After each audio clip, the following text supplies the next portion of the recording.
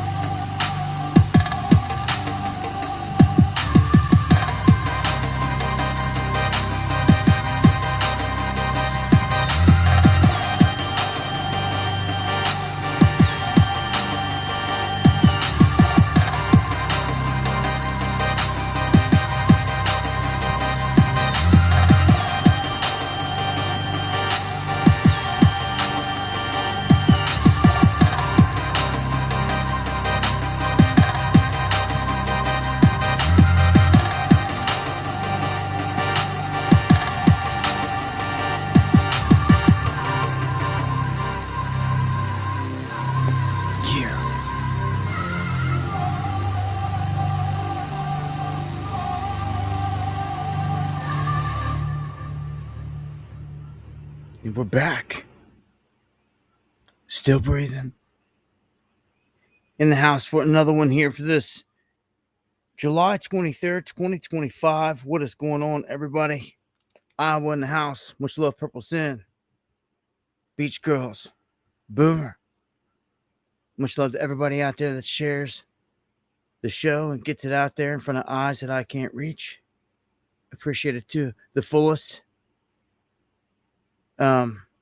Ireland in the house. Much love, Dan. Bone Score. Thank you, Bones Jones, for the feedback. Raymond.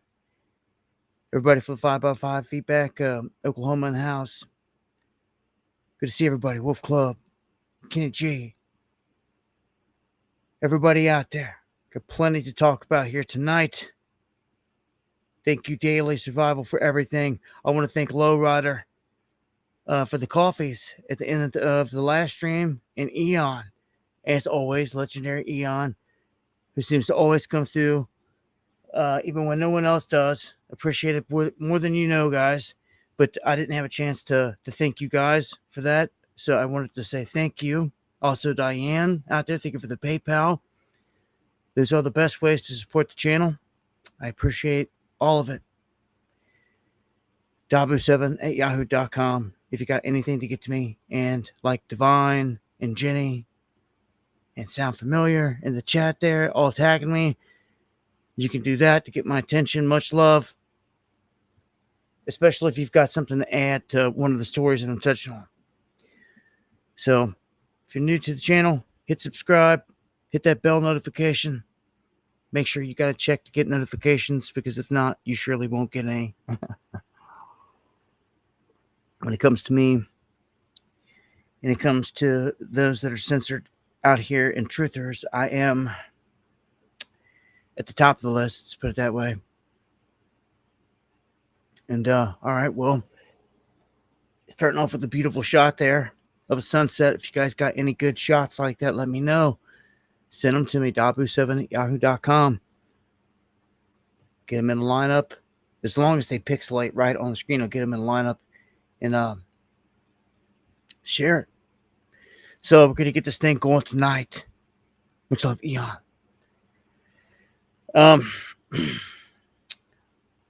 Man, every day we've got tragedy. Every day we've got deaths. We've got crazy stuff going down. Today, no different. Past couple days. Going live Monday, Wednesday, and Friday, 9 p.m. Eastern. So, a couple days in between live shows. There's plenty of stuff that's popping off here. John Boy, Hoodie, Ross in the house. And Hoodie, much love, salutes to you. This is your neck of the woods, right at the gate. So look down and see you in the chat. Much love. Hope all is good with you, brother. If you don't know, Hoodie Ross is the individual that made a lot of music with me here the past few years, outside of Crown Jewels, out of the UK. Those two on beats from Live 1707. Also, the opening beat, Live 1707. Anyhow, I've been up here to Lorraine, this exact spot, up to Hoodie's neighborhood. This is where he's from, Lorraine, right outside Cleveland. And 3 officers shot in an ambush attack. Pretty crazy situation here. They're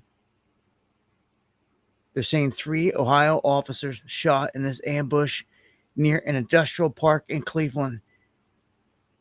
It took place this afternoon. 2 of the officers taken by helicopter to a Cleveland hospital, and they are in critical condition. 3rd officer, shot in the hand, was treated at a local hospital and released. The suspected gunman is dead, according to officials who described the shooter as a 28-year-old white male from Lorraine, from the area. Incident took place at the Colorado Industrial Park near Missouri Avenue. Officers responded to a call of shots fired right before 2 p.m. When they arrived, they were met with gunfire from a shooter that was hiding in the tree line. This immediately is kind of odd to me, because this just happened in another event. I forget which state. You guys may recall, somebody in the chat may recall, it was firemen that were shot. Remember, the firemen showed up. The guy lit a fire. The fireman showed up and he shot and he was killing the fireman. And then the police showed up as a big shootout and they found his body up in the woods afterwards. That's, if any of you guys know where that was, where I reported on, but it reminds me of that. It was an ambush, the same way. The person does got a staged feel to it, don't it? I mean, can't help but say it right at the gate. That's where I was going with the other one. It felt fetish. Idaho? Okay. Thank you for the feedback. Thank you guys for the quick feedback. Appreciate it, guys. Idaho is where it took place. Yeah, because that's up in D. White's neck of the woods. Much love, man. Yeah, but I looked down, I said your name and looked down and seen you say that was here in Idaho. So that's a synchronicity for me right there, right on the money. Much love, my brother. Hope all is good with you. D. White, definitely a real rider when it comes to meeting real guys out there that are real. Ain't gonna screw you over. D. White's one for sure, man. Good people's right there.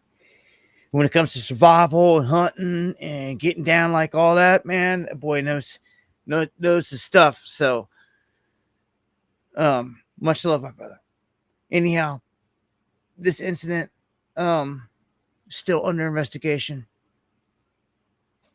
they did not name the suspect, which when they don't name the suspect, I immediately have red flags, because any other time they do, any other time they don't have no problem. They do this sometimes. They're trying to say he used a high-powered rifle to fire at the officers, and investigators were using a drone to determine whether there was more than one suspect. Well, if that's the case, they're long gone. There hasn't been no chase, anything like that, but I'll play this local clip here real quick on this. We're working to confirm information in an officer-involved shooting here in Lorain. You can see a heavy police presence here. This is the intersection of Missouri and Colorado Avenues. This has been shut down for several hours now. We have confirmed that 3 police officers were shot. This is near the Discount Drug Mart here in Lorain.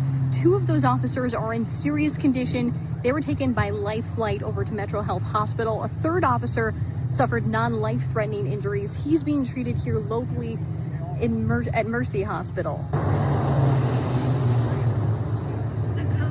You can see SWAT teams. We have multiple agencies out here responding, looking for a possible suspect or suspects, working to confirm details about exactly what led up to this shooting and who was involved. Again, that's all we got on that one. Don't have the name of a suspect, but yeah, these incidents popping off, and the way that those two mirror each other was kind of eerie to me. All right, moving on here. We have rock legend Ozzy Osbourne. Looks like the devil came and collected. The Black Sabbath rock legend Osbourne, who was heavily satanic all throughout his career, and all kinds of stuff, wasn't even hidden, especially at the shows. I think, with Ozzy, they make great music. There's just got to give it to him on that tip. You got to roast him, but all these people that come from 80s, 70s, 80s, 90s, anyone that comes out of the music industry from like that era is heavily tied into the satanic stuff, period. Even the country music. You know how many people went missing at Garth Brooks concerts? Do you? Really? It's astounding when you start to look into this stuff. It's all tied in together, man. It's one big club. And when I know that, I know that to get into that club, you've got to do some dirty stuff just to be in the club. So they're all dirty in that aspect. They're not good people, and they're willing to do dirt. They're willing to do bad things to good people just to get into the club. So I don't like none of them. People that sacrifice, and they'll do whatever, and have done whatever. That's how you even get in the club, man. They gotta.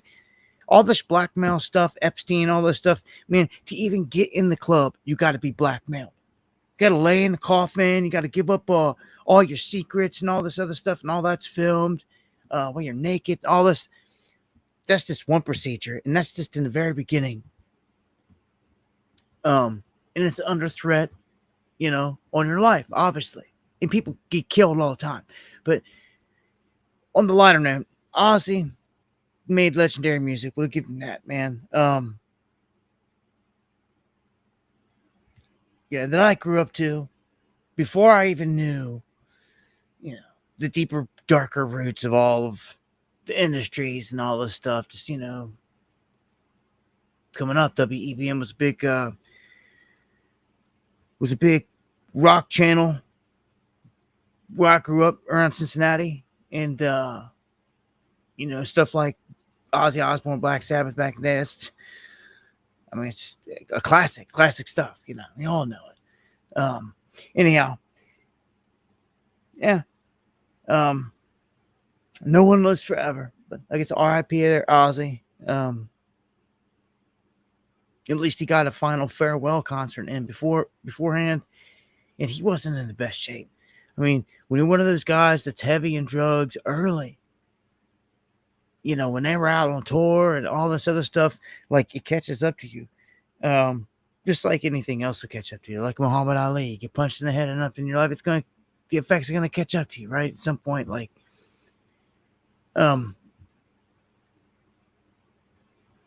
he moves on. Now, this one. This is out of Idaho. The quadruple murderer, Bryan Kohberger, facing sentencing. I'm going to play the final moments here out of court where the judge reads off all this stuff. There's a lot that went on in this, but this guy sits there stone cold like a killer, because he is. I don't even know if he blinks. Barely even moves or wobbles. Shows no emotion. As the judge said, no remorse. So he didn't get the death penalty. But, they even said Trump is calling for this guy to speak on this, to say why he did it, to give a motive, which he's yet to do. They didn't say nothing here. That he said why, or it'd be all over the headlines. He just sat there with his mouth shut and took everything that they had to say, and just gave this stare. He's a wicked dude. He's a wicked dude, and it was all, in my opinion, satanic ritual. He performed it in the manner of such, and it's what it seems to me to be. Sacrificial. Doesn't seem that these people deserved or did anything in any other means to him. Besides, maybe,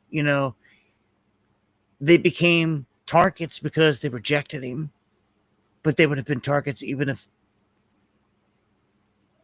they took him into open arms at this point, it seems. Like they were destined to be murdered by this guy. Like he was going to kill somebody sacrificially. And he took out all these people, which it's a lot of people to kill, like in multiple floors, all this other stuff without, like, I don't know, people get like being able to, I don't know. It sucks. When people are not armed and not used to something like this and don't have weapons to defend themselves, and something like this happens, some nutcase tries to slip in, if no one's got a gun to blow him away, unfortunately, bad things end up happening. Just like what I have to report on here today. I can't but think that if somebody would have had a shotgun, anything in the house, any kind of weapon like that, close by, and just been conscious of everything. You got to be conscious of your surroundings. Could blew somebody away. But shoulda, woulda, coulda, man. These were young cats that did not deserve to die by any means. It's a frustrating case. 4 innocent young individuals, just cold-blooded murder. Typically, when you see that, man, that's like, Manson-esque type stuff. It's ritual in nature, and this guy just put in work for something, for like a higher seat when he is dead here.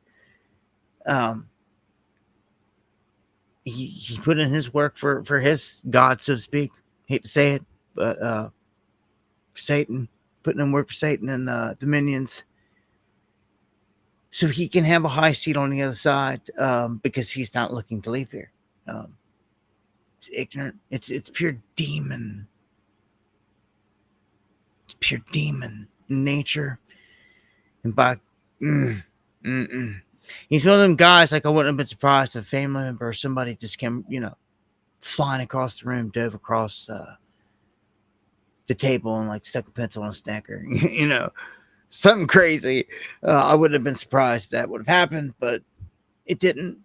I'm gonna play this clip. The more we struggle to seek explanation for the unexplainable, the more we try to extract a reason, the more power and control we give to him. In my view, the time has now come to end Mr. Kohberger's 15 minutes of fame. It's time that he be consigned to the ignominy, and isolation of perpetual incarceration. I know there has been concern about him collaborating on books or movies or other media projects, and I truly hope that someone does not stoop to affording him this spotlight that he desires in the name of clicks, royalties, or profits. While criminal behavioralists should study him away from the spotlight in an attempt to prevent other would-be killers from acting on their worst impulses, there should be no need for that to spill over into the public eye. The great Idaho jurist Edward Lodge was known for trying to find something positive about every person he ever sentenced. And with over a half a century as a trial judge, that was a lot of people. This was often challenging, and I recall in one case he said that the best he could come up with was the defendant had good penmanship. Truth be told, I'm unable to come up with anything redeeming about Mr. Kohberger because his grotesque acts of evil have buried and hidden anything that might have been good or intrinsically human about him.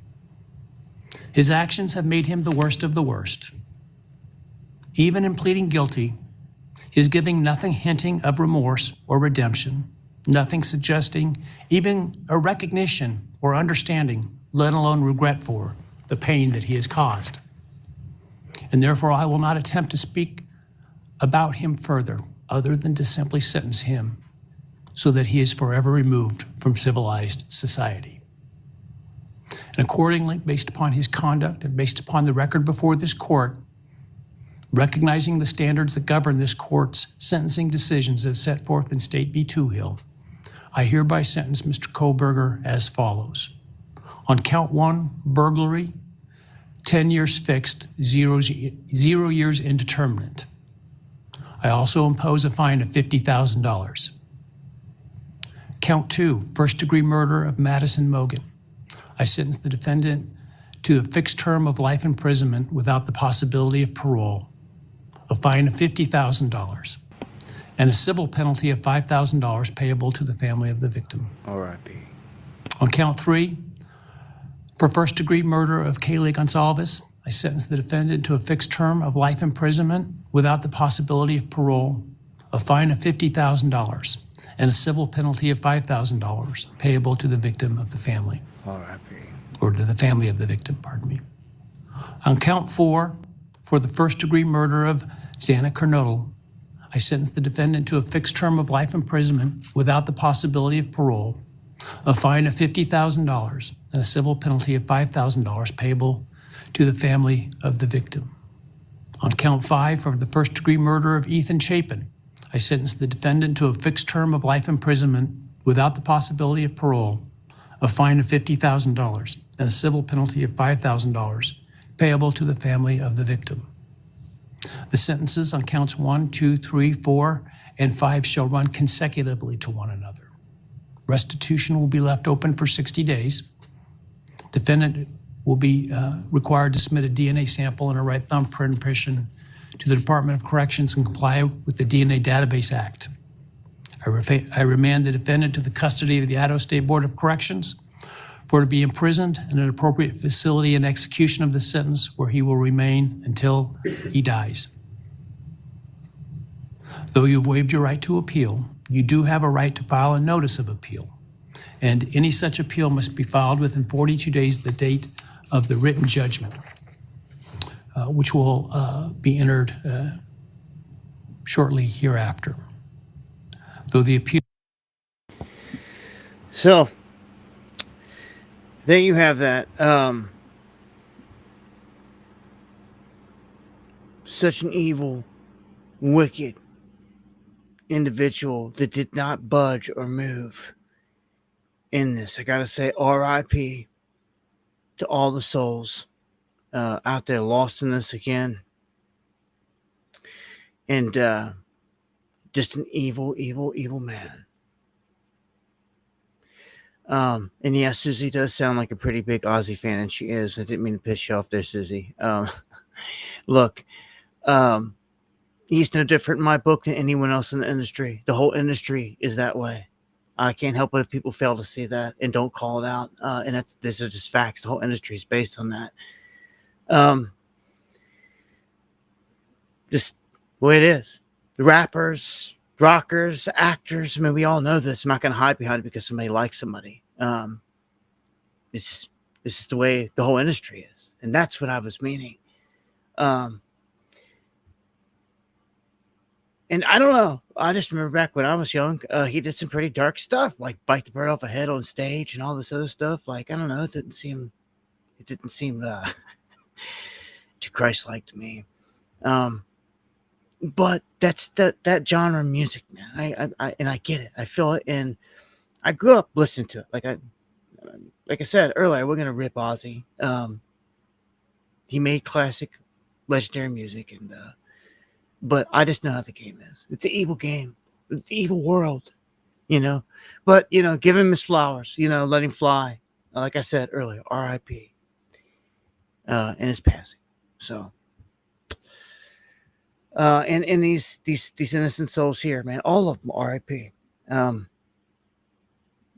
We'll move on from this, and if we ever do get a reason from Bryan Kohberger, whatever his name is there, for why he did it, I will be sure to update you, because it's something everyone wants to know. I'm sure, the family's not going to have closure, and he doesn't want to seem to give them that closure, and the judge knew it, the judge said it.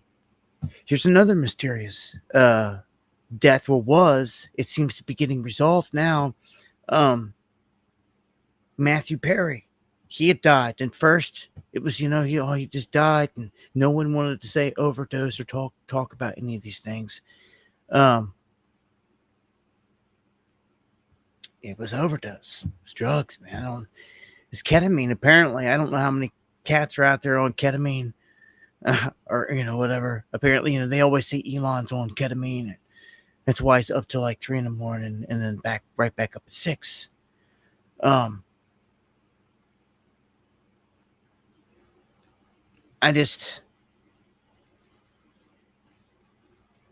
don't know, man. There's so many new drugs these days. It's scary. I don't know how anybody does anything. But a doctor pleading guilty in the case because he distributed this ketamine to him. So it was a doctor of all people, one of 5 people charged in the death of Perry. This happened in Los Angeles. This doctor faces up to 40 years in prison. This Dr. Salvador Plasencia, he will remain free on bond until he is sentenced on December 3rd. He intends to surrender his medical license within 45 days, his attorney said. He's just been busted distributing the drug. And the charges can carry up to 40 years in prison. He's likely to be sentenced to much less. There's no guarantee in this agreement, but I'm sure Matthew Perry wasn't his only client. I mean, I don't know. I've never, I'm not the ketamine thing's like not up my alley. Like, yeah, it's been around for a long while here or whatever, but in my day, I've seen so many cats out there talk about so many different things. Ketamine was never really talked about, like, in terms of overdoses, I guess. That I recall. But apparently it can kill. You take enough of it, you can drink enough water, you can die, right? Like, so unfortunately, that seems to be what happened with him, but you just never know who's on what out there. That's why I say, for cats that want to live righteously, live a truly good, clean, righteous life, not only heavy drugs or anything like that out there, like, it's a vibration, is what it is. It really is. It's a vibration.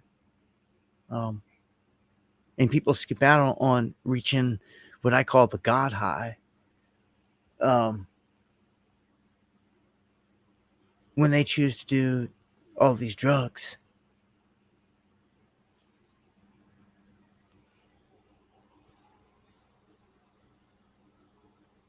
All right, so R.I.P. Perry out there. I mean,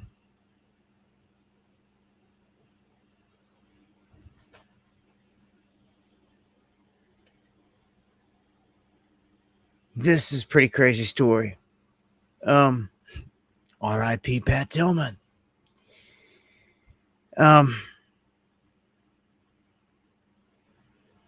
Pat Tillman, another legend in my book. Everybody's got their own lane they're in.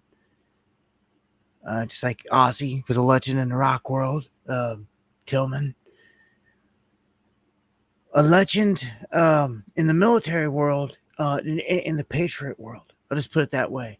In my eyes, he always will be, because he was a pro football player. If you guys don't know, if this Tillman was before your time, and he gave it all up, which crushed some of us that loved him as a football player. I was young at the time, and I looked up to him big time. He's a big dude. He's a big badass dude, and he was very athletic and patriotic. And when 9/11 hit, he literally gave up his fame, the fortune, all that stuff, and he signed up and went to war because he believed in the country so much. It just shows the size of his heart. He was one of the good guys. One of the good guys that ended up getting killed on the battlefield. And for the longest time, in the beginning, we wondered, what happened? What happened? They said he died on the battlefield. And everyone was like, well, how? How? Like, what was the situation? What was the situation? Well, we asked this question forever and ever and ever. And then finally, because they couldn't keep it secret forever, it came out. And it was that he was killed by friendly fire. And then people that already were suspicious of him getting killed a crazy way were super suspect. Then they were like, no way. They were like, see, I told you something crazy was going on with it. And sure enough, one thing led to another, and it was nothing but like mysterious details always around this whole thing. And whenever it comes to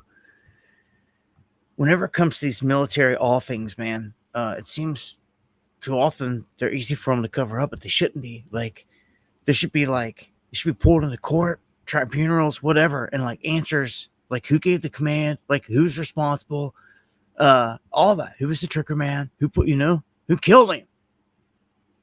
We still don't know that because it's covered up behind the military. All you get is friendly fire. It's garbage. Easy way. Murdered on the battlefield, man. It's so many. R.I.P., brother. Like, I knew he had good intentions. Let's just put it that way. He's a good soul.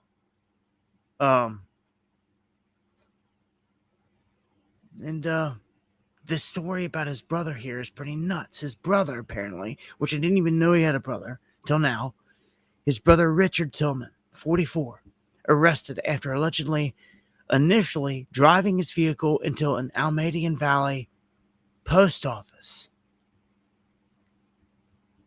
This took place on Sunday. It sparked a fire. He's being charged with arson. They're saying that the place was tagged up with some weird stuff and graffiti on the outside. They say when he crashed into the place, it quickly caught fire. There's a little clip here, but it just seemed kind of odd. Just one of them odd stories, man. Like, what the, of all, maybe snapped out. I don't know. He was seen with a bunch of belongings. He left them on the curb, and inside that box of belongings was a picture of Pat Tillman. Federal postal investigators are looking into why a driver slammed their car into a San Jose post office in California over the weekend, causing a fire. Postal inspectors are investigating as an intentional act. It will, of course, be determined in a court of law whether or not it was. The man arrested for the incident was 44-year-old Richard Tillman, who's reportedly live-streamed driving the car into the building. Richard is the brother of the late Arizona Cardinals star turned Army Ranger Pat Tillman. Pat famously gave up his NFL career after 9/11 to serve in the Army, then was killed in Afghanistan in 2004 in what was later determined to be a friendly fire incident. Pat's brother Richard was booked on suspicion of arson over the weekend. Heather Roberts, who lives nearby, says she watched the post office go up in flames after the crash. When we went outside, there was a man standing in the parking lot with a bunch of belongings. A photo of Pat Tillman could be seen inside a box left on the sidewalk at the crash site. Officials say the suspect also likely tagged this graffiti on the side of the post office. That message is unclear. We do believe the same person whose car that was caused the fire and put the graffiti up. The meaning of it is not known, certainly to us. This is, looks like it says "Viva Me." I don't know.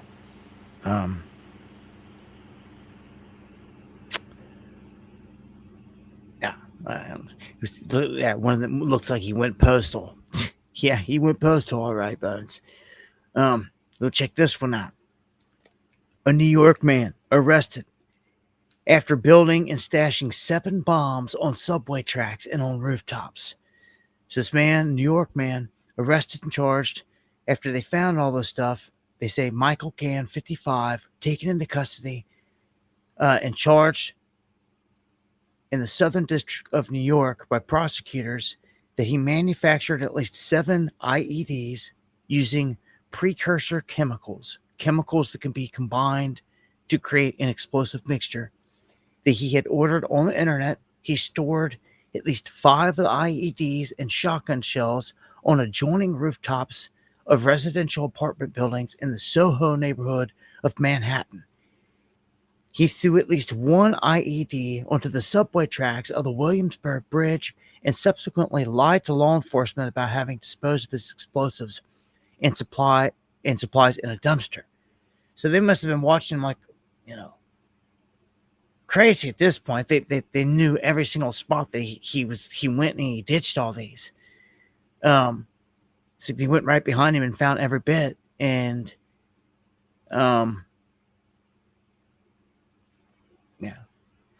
randomly threw one on the subway tracks. How did anybody know?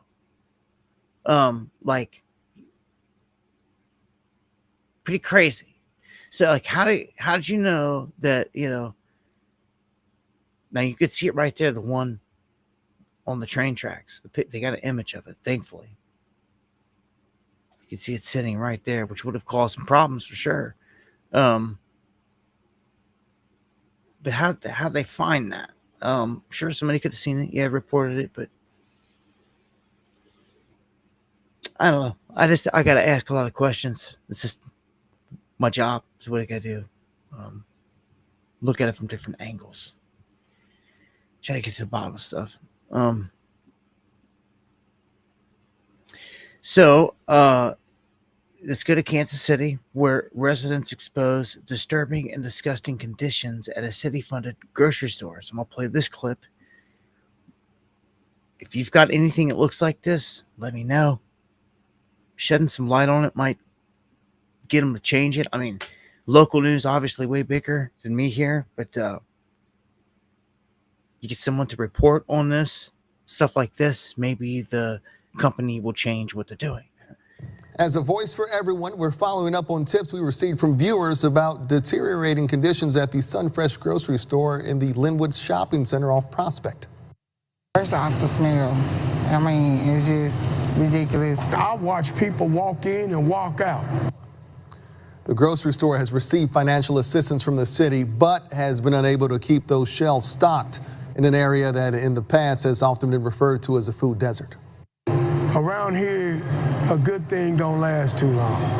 And it will impact a lot of people and a lot of families.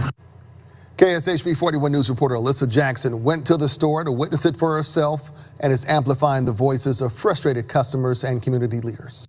It's clear this Sunfresh at 31st and Prospect is struggling. This is the first section people see when they come in. There's barely any produce. A lot of the coolers and shelves around the store look the same way, empty. So shoppers have been asking us, if the store isn't closing, then where's all the food?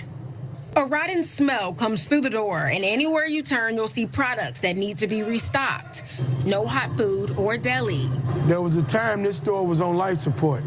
I can tell you today, right now, it's damn near dead.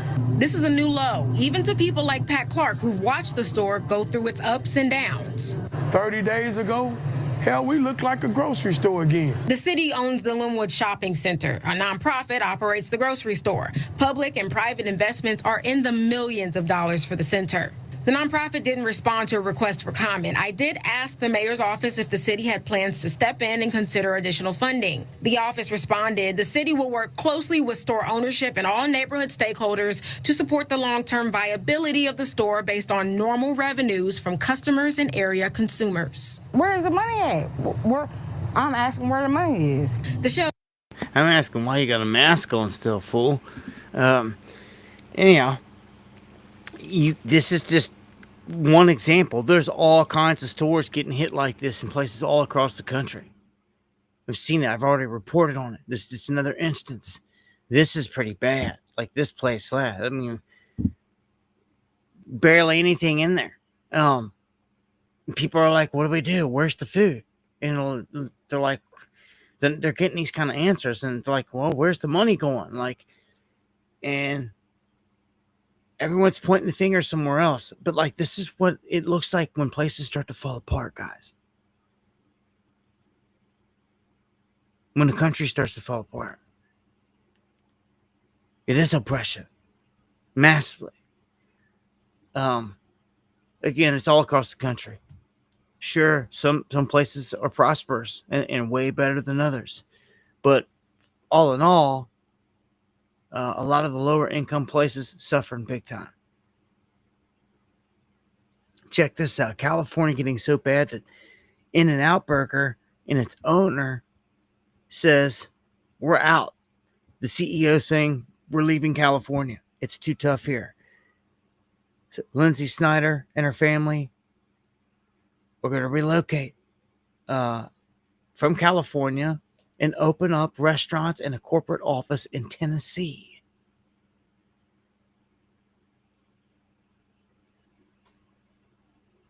Good point there, Kepler.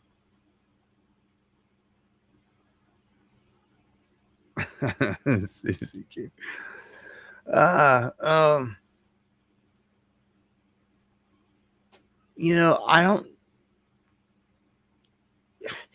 California is like, it's just one of them things, man. It's such a, look at how many people have left it already. How many big name people, from Rogan to Musk, now In-N-Out's fleeing. It's a beautiful place. Some of the most beautiful real estate in the country, if you ask me. I've never been there, but just from the images, from what I know, the people I know that are there, and I've always dreamed of going to Cali, and I've never gone. Because as I got older, the political stuff stopped me from ever entering. But it's like, would you just let it go to hell? Or is it worth fighting for? You know what I'm saying? Like, just let the commies completely take it over? Or is it worth fighting for? And if you do let them just, I'm sorry, Suzuki, much love. I just feel like California, all in all, it's such a beautiful place. I got so many good cats that live out there. Friends, family, the whole nine. That, man, to be in commie hands sucks. Newsom's hands, Kamala's trying to bring back into the Dem hands, the far left hands. It's just, that's garbage, man. So this person's moving to Tennessee.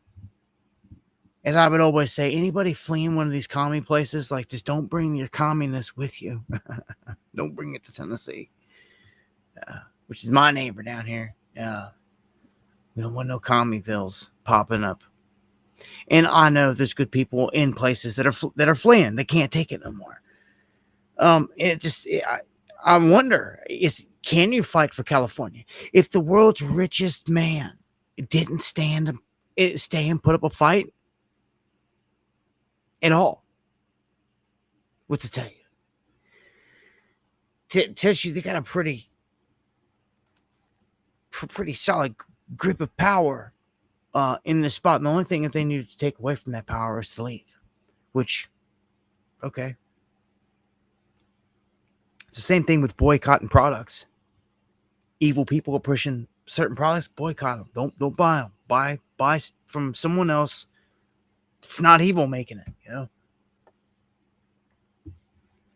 I don't know a whole lot about the In-N-Out Burger CEO here, in the roots, in the background, all that, but I do know that In-N-Out Burger, all in all, has a good reputation as a burger joint, because all I've heard about it is good things. Antioch, Tennessee. Thank you for that information there, Lowrider. I've always just heard good things about In-N-Out Burger. There's a couple good burger joints out there across the country. I guess they're not all like McDonald's, Burger King, and all that. There are a couple good ones out there. Be thankful for what you got, but not, again, California losing it. So let's dive into where some of the money might be going. I'm just going to take it flat out from Jump Street. It's into the same old enemy's hands. $100 million in Palisade relief disappears. The Democrats funneled it through an NGO, through a network. They dispersed $50 million initially here to 120 different nonprofits, are trying to say. And when you go to the Palisades, the places that burnt down, nothing's being done. You've got some of the rich out there and Hollywood famous people that lost homes here, like, pissed off too. Like, they're saying they're not doing nothing. Like, where is the fire aid money? Like, where's any of it? Like, it's being stalled out. Superstar Jelly Roll, just one of the big names. So this is personal and professional for you because you lost your home in the Palisades fire, but that's not necessarily how this story landed in your lap. How did this all come to be? A reader sent me a little note and said, I've never seen any fire aid money. How do I apply for fire aid money? And I thought, well, you know, I've never thought about that. There's 12,000 people, basically 12,000 homes gone. Those people probably want to know where the money is. This will be an easy task to find out. So I contacted the Annenberg. They never responded. And the Annenberg is Foundation, because they are overseeing the wildfire funds, yes. So I emailed them several times. They never responded. I called them several times. They never responded.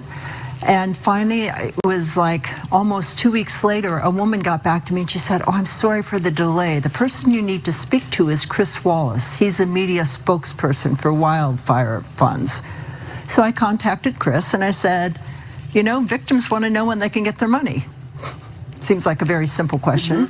He said, basically, they don't. All this money are going to nonprofits, and then nonprofits will take care of making sure the money's distributed. So I looked at initially they gave $50 million to about 120 nonprofits. And I looked at these nonprofits, and one of them said, we help mobile home parks. And there were 2 mobile home parks in the Palisades, all low income. And so I contacted the people there. They had never received any money. They had never heard of that. When you go through, I would urge everyone to just go to the nonprofits that are listed if you want a good laugh. I mean, one of the nonprofits cleans preschool bathrooms. Well, after the fire, who knows? Maybe there is a preschool bathroom that needs cleaning. Yeah. It was a scam. I'm not going to go through the whole thing, but I think that was good enough right there to show you that, like, this lady easily discovered just by calling and contacting people and following up that this is a scam. The whole Palisades thing, they've taken the money. No one's getting anything built, and people are pissed off. But this is the government. You know, hold them responsible. Neon Penguin, much love. Thank you for that super chat. Much love there in Western Australia. Man, like, what time is it there right now? What time is it? Yeah, Lahania, or however you say it. I'm probably, you know, messing it all up saying it, but you're right. The fire that happened there, all of it. Yes, I'm sure. Whole thing, U.S. aid. Much love, Texas. Curious, Georgia. Yeah, dude. Let's just put it that way. We discussed all the stuff with Do and all that.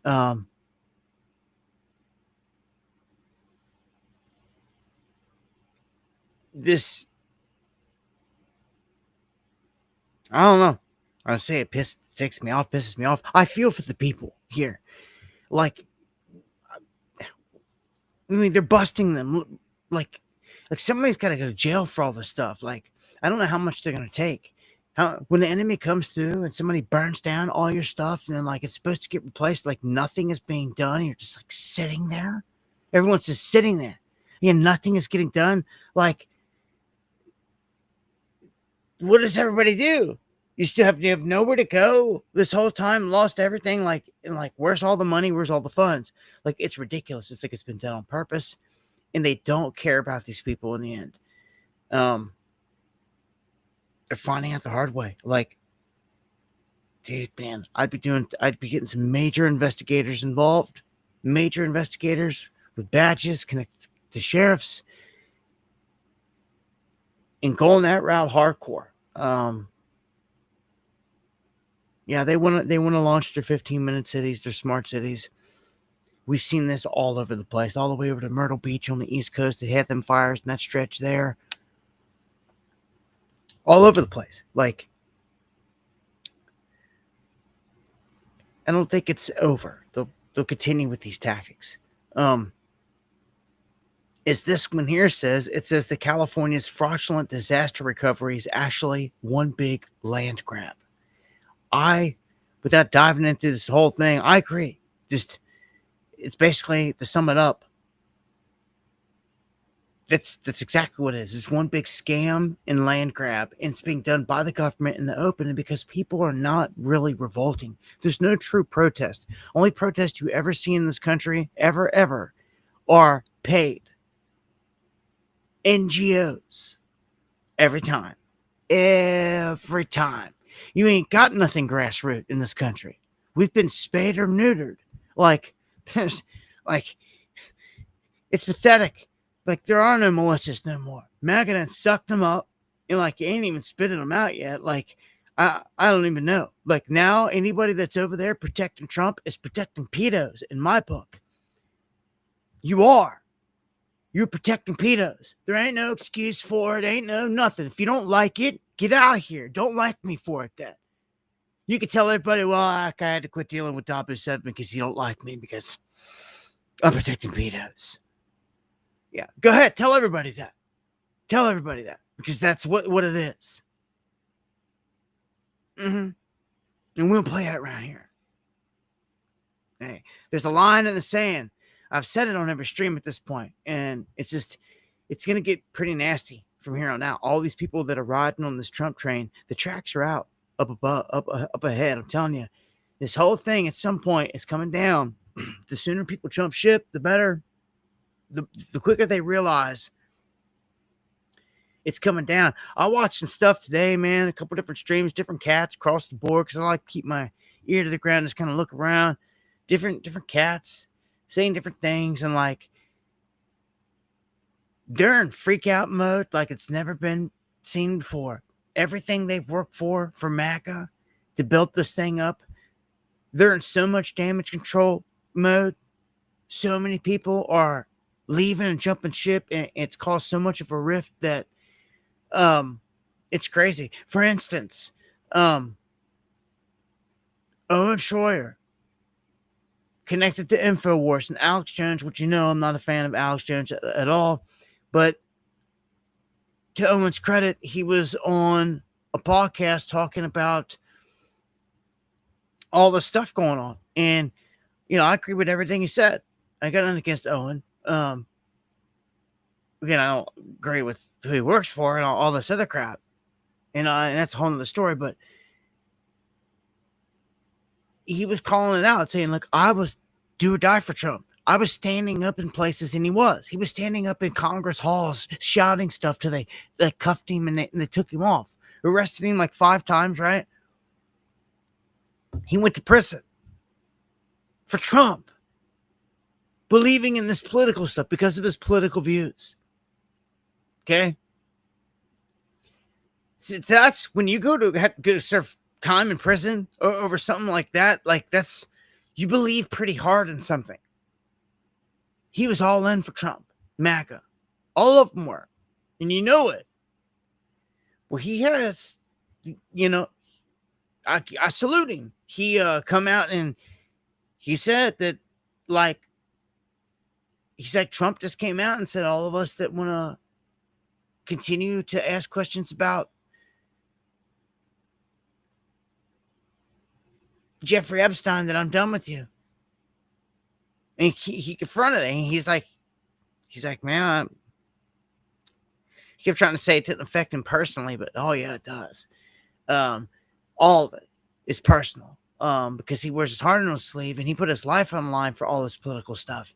And now Trump has basically said, if you want to stand on that pedo stuff, with Jeffrey Epstein stuff, I don't like you. Get away from me. You're not my base. And that's to guys like Owen or anyone else out there that's not going to let it slide. And he looked, lightweight depressed on it. And you know what? I say, salutes though, because everything I'm seeing here today, like, it's real, it's raw, it's truth. And you got thrown under the bus. And I bet it stings. I bet it hurts. At least he's saying it. And I'm glad he's saying it because all the base and everyone out there can see it.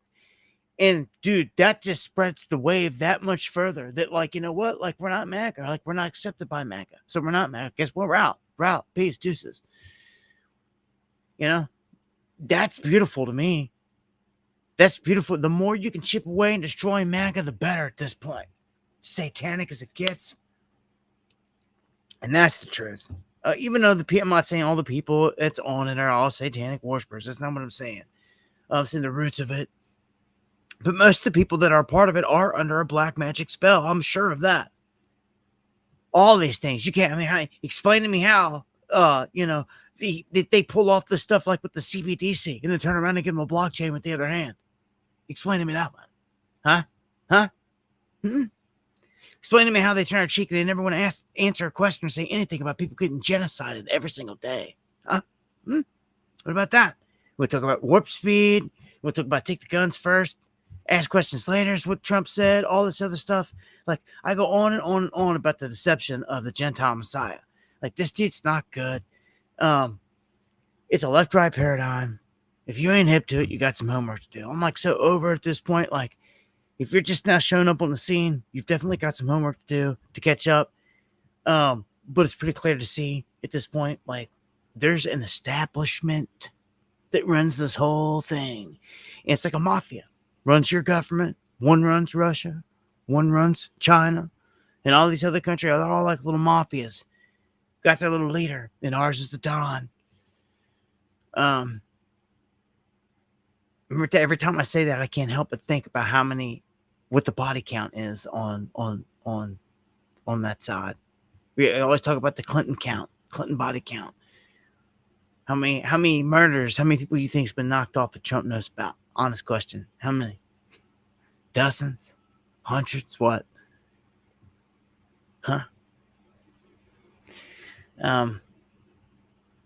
Because I think it'd be pretty crazy to sit there and think that dude's never heard of somebody getting picked off or knocked off behind the curtain. And especially to cover something connected to him. Like, get out of here. Just like the way that they all operate. It's one big club. Again, you know about the Clinton stuff that's out there. But again, one big club. All these cats are participating. And we're about to jump into all that here in a second. Let me where we at here? Top of the hour. Mafia of non-humans. Check the messages here. Check the chat. Much love to everybody tuning in. Exclusive here on YouTube. I want to thank everyone that shares the stream. Again, anyone that's just joining us here, top of the hour. Going live Monday, Wednesday, Friday, 9 p.m. Eastern. Dabu7@yahoo.com is the email if you need to get anything to me. And for anyone that supports the channel, buy me a coffee, PayPal. Appreciate it to the fullest. Also follow me on X and at me on X as well. You can at me over there. It's at Dabu7. And I'll see that as well. We've got an alert going out here now. It is high summer. Getting in dog days of summer. The hottest days of the year. Most people are under that right now. If not, you will be like this week. Like this week coming up should be, I know at least in like my neck of the woods, it looks to be the last hot stretch. We got another heat dome parking over top of us. Weather Channel has a piece over there on a heat dome. You can go over and check out. I don't want to pull it up because Weather Channel is always glitchy. But it shows and explains that this is it's just a dome that, like, I believe they park it into place. It just permeates this heat and like it multiplies it and compresses it and just it amplifies the heat. It's how they explain it, and it makes everything, it makes it super deadly. So don't mess around this week. If we get through these next couple weeks, be smart about it out there. In terms of the weather, we get into a little bit cooler weather, at least down to the 80s. Stuff like that's more manageable. You start getting up in the 90s, mid 90s. Heat indexes of like 110, especially out there. Out west is a little bit different. Four Corners and all that, it gets cooking out there and get up like 120 and stuff, right? Like out there in the desert. But it's like the dry heat. When the humidity is on top of heat, from my experience, the humidity makes it hard to breathe. Pressure cooker. Yeah, it's a good way to put it. These heat domes are like pressure cookers. Yeah.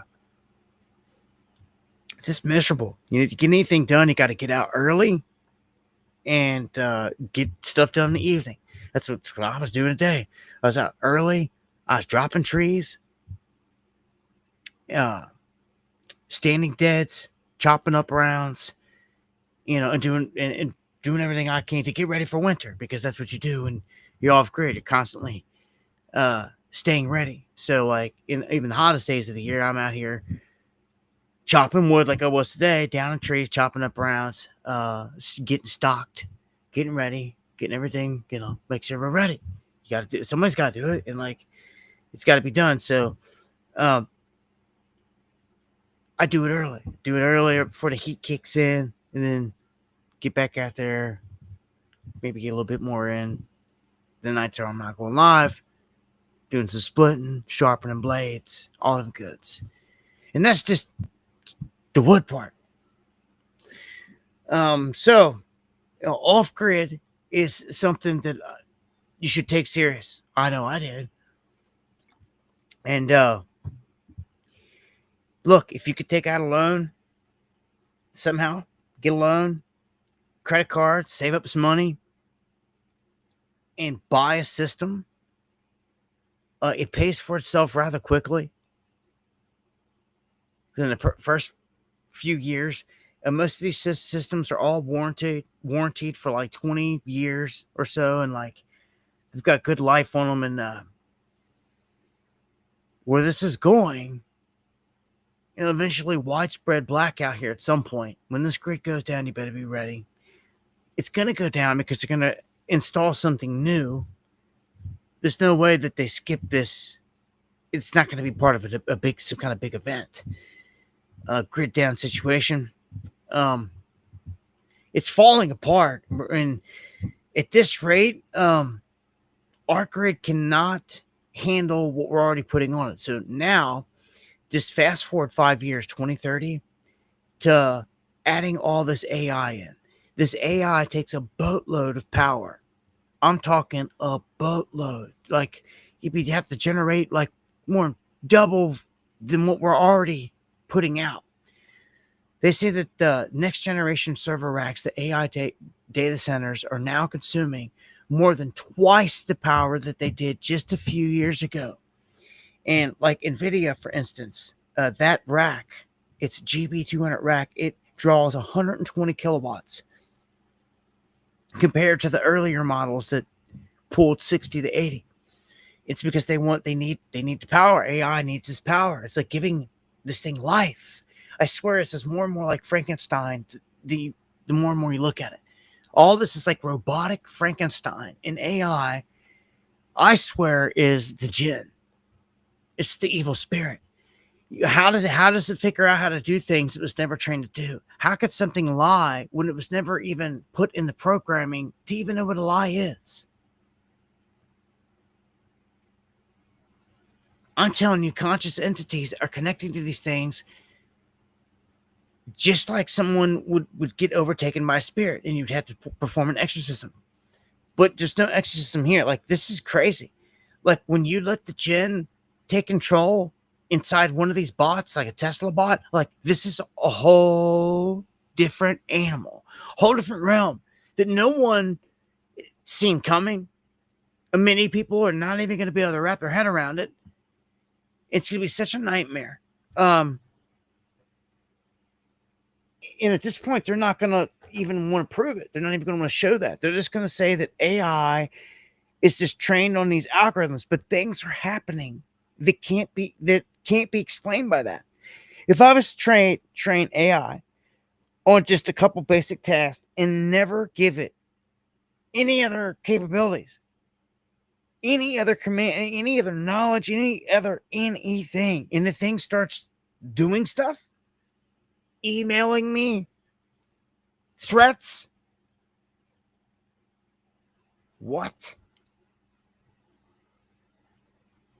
How could it possibly? There has to be something intelligent doing this. And I'm telling you, it's demonic. And this is the scariest part of it all. This is real deal. AI, man, it's not what it seems on many levels. And I'm telling you, this is why they're getting freaked out about it. I've got some good stories I want to coming up here. Hold on a second. So, anyway, if you ever want to look into off grid, you got any questions, feel free to ask. If you ever wondered, like, can I get, look, well, first off, yeah, I shouldn't even, yeah, all right. How do you get a refresh there? All right, there we go. If you want to take going off grid serious, for real, and you email me, dabu7@yahoo.com if you've got questions. It's going to be the best way. Because there's a bunch of different systems out there, but like, you're going to have to pull the trigger on one, and, someone could pull off for like $25,000 setup. It's going to last you again for like a 20-year cycle. Pay for itself within a handful of years. It's going to supply you with everything that you need, for the most part. And you don't have to have a smart meter hooked up to your house. If you're thinking that it's causing ailments or doing all this crap or tracking you, listening, doing any of that, you don't have to have it there. They can't get to you that way. That's the most beautiful thing about going off grid. It's like, those things, you catch your own water and clean it, filter it. Just like everyone I know has done my whole life anyway. Then you're not putting it into the hands of the city that when it shows up to your house, it smells like chemicals or it's discolored, or you don't know what they're putting in it. You don't know what they're doing to it. Like, take it into your own hands. And then you don't have to worry about nothing. They can't attack you through your water. They can't attack you through your smart meter. They can't put your lights out. They can't do none of those things. Okay? So, and it's all real deal. And you eliminate those bills as well, water bill, electric bill, forever. I'm just saying, like, um, some people talk it, some people out there walk it. Look at this one. Brace for soaring electricity bills. The biggest U.S. power grid is set to have power costs go to record highs just to feed AI. Now, remember what I said about Pittsburgh in Pennsylvania? They're looking to make that like the global AI hub. It's going to be huge changes for that area. And it's going to take a lot of power. So to feed it, you can guarantee there's going to be a couple new nuclear power plants going up along the river there somewhere, which would be ideal for them. Maybe why they selected it. Pittsburgh sits there on the River City and all that. I will say, though, I mean, just Pittsburgh, Cincinnati, any place that sits on that main river, if there's ever a big disaster, like we even seen with East Palestine in Ohio, it hits the Ohio River and everything downstream goes into emergency mode. Cincinnati had to close its water gates. He had to do all that when East Palestine went into effect. So just saying, like, the odds of something bad happening increase when you're adding all new technologies by the boatload. And this is going to become, Pittsburgh's going to become one of the biggest well-known places in the world. There's no doubt about it. It's going to expand. It's going to grow. No doubt about it. It's going to grow. I don't know what that's going to mean for jobs and growth for humans, because robots are replacing everybody and AI is replacing everything. But it's not like it's going to happen overnight, but it's already happening. I just want you to know, people's bills are going through the roof. I hear it all the time. And all I could tell them is go off grid. Take it into your own hands, man. And no, I would not fiddle with wind power, any of this crap. I'd go completely solar with the right setup, right battery banks, right inverter, and you're golden. You can run anything and everything, the whole house. Anything and everything you need.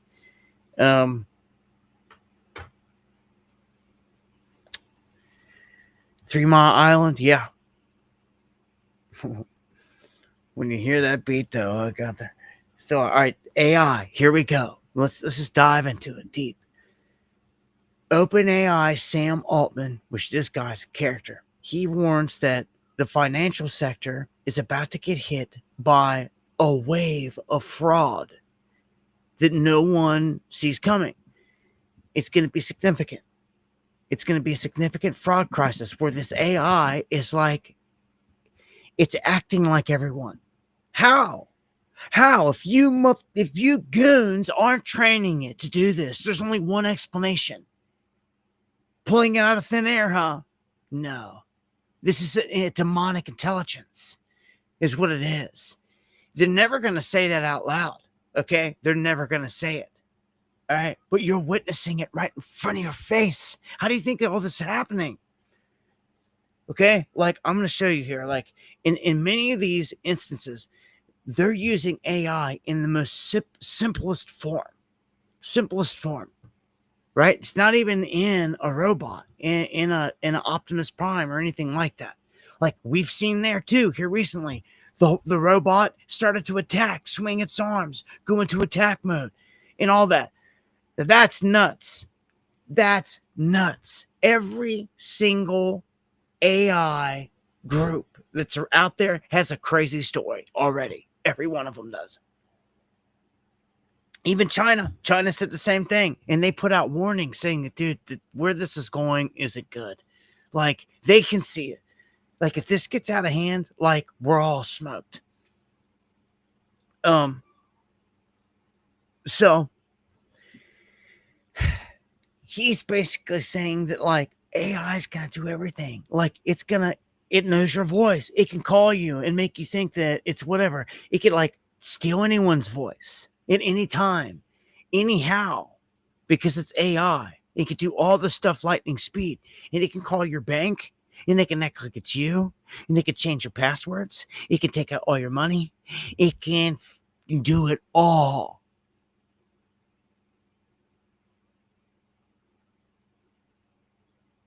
outside of showing up in a physical form at the bank. They'll know all your information. They'll have all your data, your social security number, your date of birth. They have all the easy stuff. It's a cakewalk for AI. It's easy. And this is scary because they point out one instance here. One woman. She was a French woman that was in the hospital, and she got scammed by a man. She got scammed out of $850,000. Okay, by one man in one incident, because he was posing as Brad Pitt. Okay, using AI generated images in a chatbot.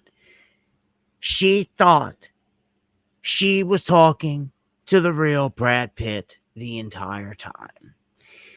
And she bought it because she wasn't hip to how real this AI is at this point and what it can do. And you can do just that. Like, we all seen the DeepSeek. Like, you can go in front of the camera and you can sit there and talk and you can make yourself look like anybody. Literally anybody. Trump, Obama, Schwarzenegger, like, you name it. Any single person you want. Anyone that you want. So, and that's easy. That's already several years old. That's just one example. So he's warning that, like, people, like, that was a blip on the radar that people missed there. Like, there's about to be a wave coming behind it. That's what Sam Altman's warning about. And saying the same thing, like, here, I'll play this clip so he can kind of explain a little bit here himself. This dude's a goon and an egomaniac, just like Elon and the rest of them. But like the rest of them, he says some interesting things from time to time. So it's worth lending an ear and seeing what they got to say. I am very nervous about this. A thing that terrifies me is apparently there are still some financial institutions that will accept a voice print as authentication for you to, like, move a lot of money or do something else. You say a challenge phrase and they just do it. That is a crazy thing to still be doing. Like, AI has fully defeated that. AI has fully defeated most of the ways that people authenticate currently, other than, like, passwords, but all of these, like, fancy, you know, take a selfie and wave or do your voice or whatever. I am very nervous that we have a significant impending fraud crisis because of this. We have tried, I think other people in our industry have tried to sort of warn people, like, hey, just because we're not releasing the technology doesn't mean it doesn't exist. Some bad actor is going to release it. This is not a super difficult thing to do. This is coming very, very soon. And, you know, there's obviously some reports now of these sort of, like, ransom attacks where people have the voice of your kid or your parent and they make this urgent call. That is going to get so compelling. Society has to deal with this problem more generally, but people are going to have to change the way they interact. They're going to have to change the way they verify, like, this person calling me. Right now it's a voice call. Soon it's going to be a video FaceTime. It'll be indistinguishable from reality. And teaching people how to authenticate in a world like that, how to think about, you know, the fraud impacts. This is a huge deal. Which leads into the biometric and the real ID trap in the end. You're going to have an identification set up by the beast, whatever country you're in, and it will be set up in the system, and you won't even be able to get on the internet and do what we do right now. Like, these days are like the Wild West that we live in. Like, if you were to go to the future, just like, you know, 10 years and look back, these are the end times. Like, these are the end days of, like, all the freedoms that we ever had in life. Like, things shifted dynamically in 9/11, but, like, the next 9/11 is about to happen. A massive event. It's going to change the way everything flows, the way everything goes, the structure of everything. You already know where it's going. We already have this thing figured out from a long ways away. All right, we know that they're taking this onto digital blockchain that they can track, and that they want this onto an identification system that has biometrics tied in 100%. And I've told you about the problem with this. You just heard what he said. that AI's defeated everything except for passwords, which it's kind of hard for me to believe that they haven't defeated that to an extent. But like he just said, like faking using your voice, like this is bad. He knows it. He knows it's extremely bad. Like a huge event's about to happen. And what you're going to need to do to prove it's you, hint, hint. Are you guys paying attention? What you're going to have to do to prove that it's you coming up is you're going to have to submit to this type of verification. Everyone's going to have to. You won't be able to get into your bank because your bank only accepts this new ID. And what they've been trying to push behind the real ID this whole time, stealthily over all these years. Okay? Now, they want to incorporate that globally. It's just, they can call it whatever. Just like the CBDC. You can call it a CBDC over in another country, but Trump over here wants to make a show out of it like, oh, it's not a CBDC. We'll never have a CBDC here. But then turn around and handle blockchain. People obviously are just ignorant, and that's why I say it's black magic, because they're either stupid or it's got to be black magic. When one guy promises you with one hand one thing that he's not going to do, and turns around and he does it with the other hand, and you just accept it, and you don't even ask a single question about it, you're either stupid or you're under the influence of black magic. I'm giving an out there. And it's just the way it is. It's the truth. It's the truth. It's what you get around here, whether you like it or not.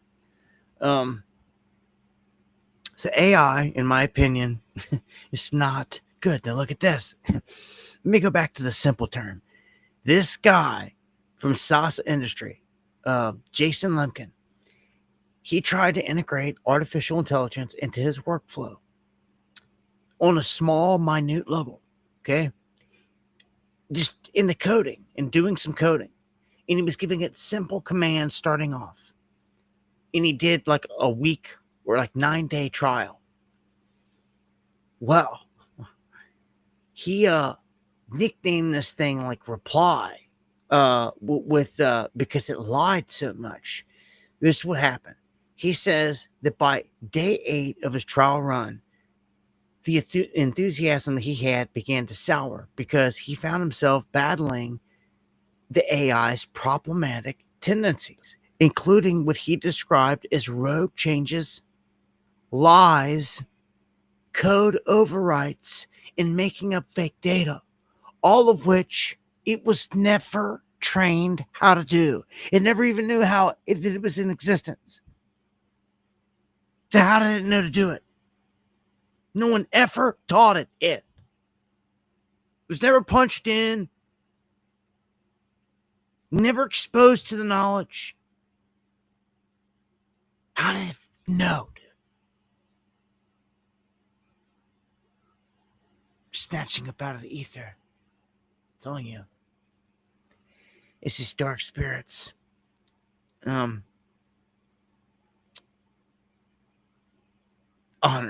This proves it. I'm telling you, every single time. If you have the eyes to see and you just look at it at face value and apply any intelligence to it, to me, it's pretty obvious that there is intelligence bleeding through here. At a profound level, doing crazy stuff. It's doing evil stuff. It's doing bad stuff. Inherently. Left and right, being very bad.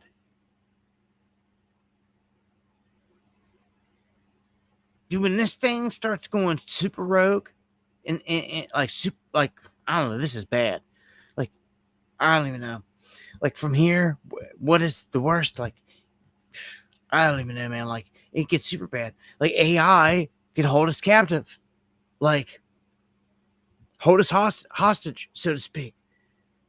Just by simply getting, if this one little guy and this one little experiment and this one little thing, it gets out of control this bad, we keep hearing these stories, then like, how can this ever be applied to something large scale? It just takes me back to Elon and them like last year, like literally saying, look, we're delaying this 6 months because all hell's going to break loose when this goes. And that's what they said.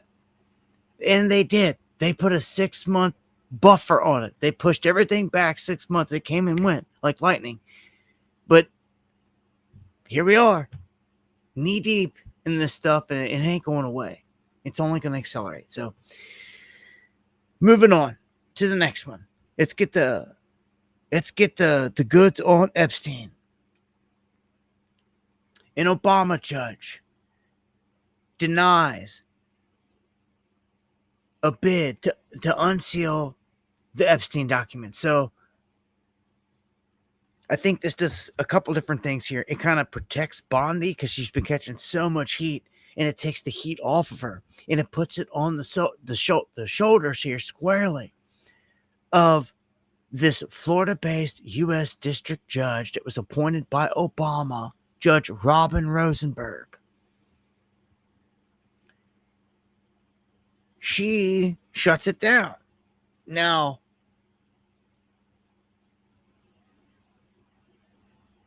again, is anybody going to start calling her out? Any of this? I doubt it.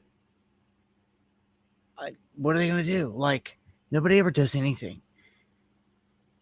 Again, this kind of shifts the blame off of, because Bondi was trying to say, "Oh, we're going to get these files released because everyone wants, blah blah blah." They're stopping it here. Now, this gets a little crazy because information's coming out. Like right here, Bondi told Trump that he's in the Epstein files. So let's just take away the word list because it causes confusion at this point. The files are real. Okay, let's get into all the files and all that stuff, which should pertain everything, every list, every flight log, all that. Let's get into the files. Okay, so Bondi told Trump that he's in the Epstein files several times. He's mentioned several times.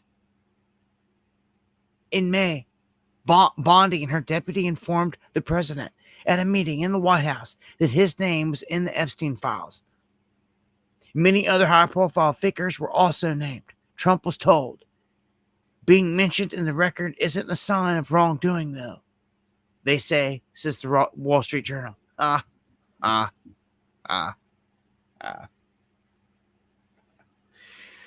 mean, dude, he already knows he's in pictures with his own children standing right next to Epstein when, like, Ivanka was, like, 10. Like, this goes decades, y'all. Decades. To think of Trump isn't connected with this goon. And then the way he acted here recently, like, you're still talking about this creep? Like, yeah, a creep was one of your best friends, as far as I could tell. Straight up. One of your best buds. You're in so many different images. So many different. It's not like you just hung out with him a time or two. Like, you're in dozens and dozens. And that's just what we've got photos of and know of. Like, dude, you're smoked on this, Gentile Messiah. Like, garbage is what you are. Getting controlled by Jesuit command. But then again, a whole bunch of them, all of them are. They sold us out. They sold us out because apparently they're scared. They're blackmailed, or they're afraid of something. They're afraid that they can't, the ones controlling them, that they can't overcome them. Right? Something here. I'm going to tell you, this goes deeper than man. In my book, it always does, always has, and it always comes back to this. They don't worship man. They worship the fallen. And they sure do. That's what I believe, because that's what I've been shown. That's what they've shown me. When I go to the Trump's penthouse suite that's made of gold, you look all through it, and I've done it. I've done the videos on it. Can't find a picture one of Jesus nowhere. But you will find the offspring of Zeus. You will find the fallen. Now do you see? They make it clear. On the table is a statue of Apollo. On the wall, there's a chariot. And more pictures of the fallen. On the freaking ceiling, it's a mural like you're in some kind of freaking Coliseum. And what is it? It's Zeus and his offspring, all the fallen. And you've got these tarts out here thinking he believes in their belief. Get out of here, man. Like, this guy is playing the card. You'll tell them by the fruits. And if you just look around, just like I just told you, you'll see. It's stop living fantasies. So when I tell you they worship the fallen, that's what I mean. Right there. They show me. It's quite clear. They show me who they've got on the mantle, who they've got on the table. Yes, Apollo, the sun god. You see, I told you this forever, man. That's what you get around here. You get the goods. And this is what goes into the satanic hierarchy, which is very real. You can't be in the club. You can't be high ranking and you can't have a shot without it. You just can't, man. Even Bob Dylan. I mean, look at the video footage. It's out there. It's famous at this point. He's like, I had to make a deal with the chief. The chief of Satan. And the guy interviewing him even said, he goes, the chief of this world, you know, he's like, this world in a world we can't see. He said it. He said it. So, again, these characters may be on the other side, but some of them say interesting things and they say the truth, just like Bob Dylan did. Do you understand? So, did Bob Dylan make great music? Yeah, he made classic music.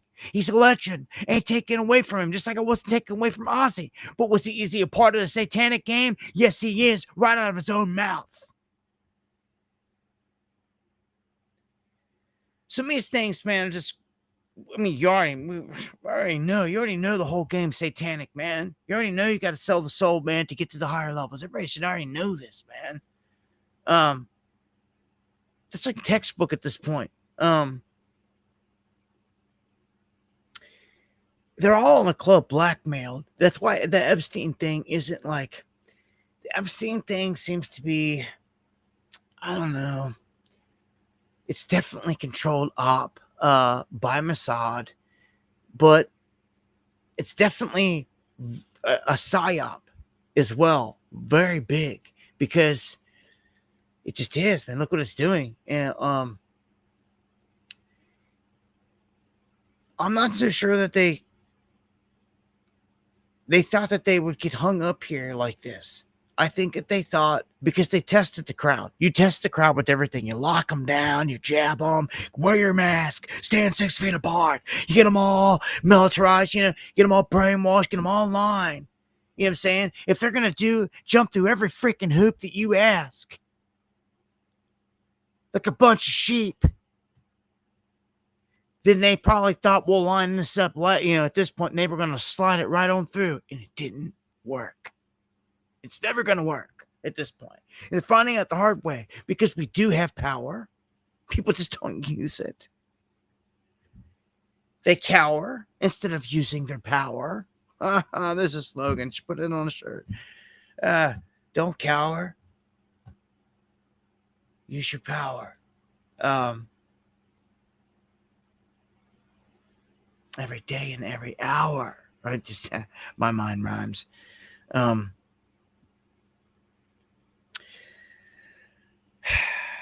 The Epstein stuff, man. I'm going to continue here. It's going to shift gears, okay? But I'm going to alert everybody that this is an attempt to sweep it under the rug. I see it everywhere. I've seen other cats calling it out again today for what it is. Even when this was brought up, the whole Obama thing and all this, it's like they're trying to sweep it under the rug, doing everything they can.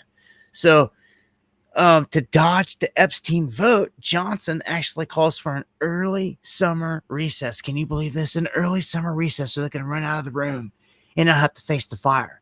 These cowards, these goons, they put Israel first too, by the way.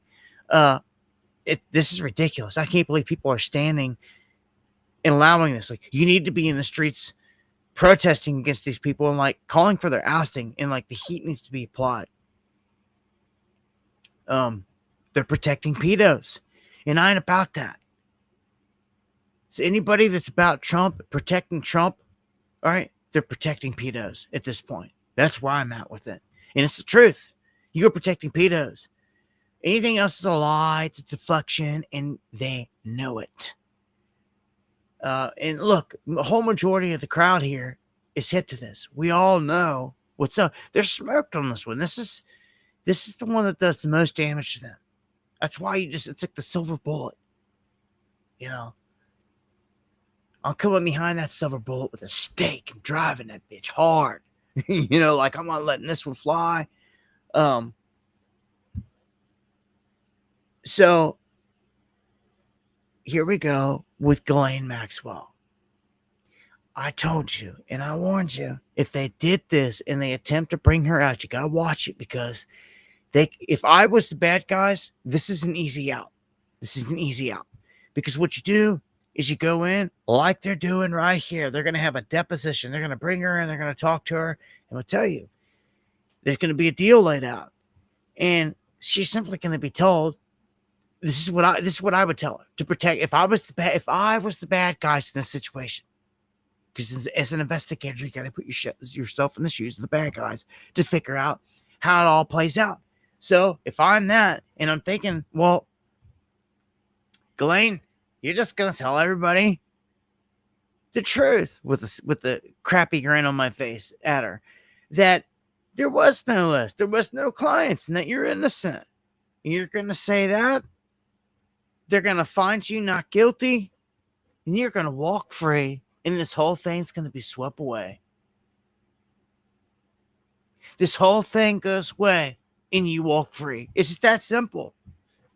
It's two birds, one stone. What they're not telling her is that she's going to get hit by the Mac bus that week when she's free, or die in the plane crash going home or whatever. And they don't care if the whole world says, like, they had to have killed her.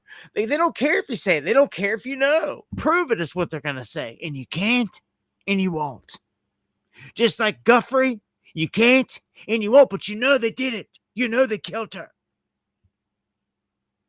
Just like you know it all. But look, it's the mafia. They do whatever they want and get away with it, because ain't no one making a stand. They subdued all of our patriots and militiamen under MAGA, under this dark spell.